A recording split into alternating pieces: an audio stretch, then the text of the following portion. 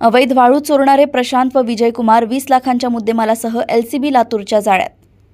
18 October 2025 रोजी रात्री गडू चौक परिसरात सापळा लावून गौण खनिज वाळूची विना पास परवाना अवैध वाहतूक करणारा टाटा कंपनीचा हायवा टिप्पर ताब्यात घेण्यात आला.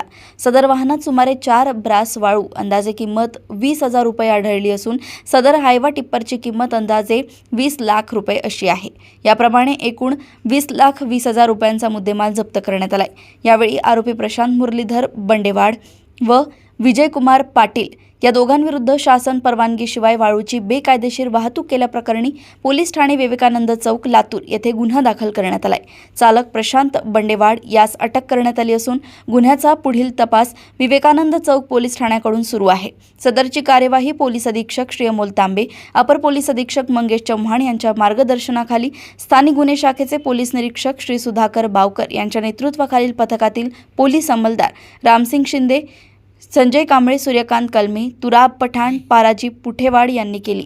लातूर येथून सहसंपादक रणजित मस्के यांची रिपोर्ट.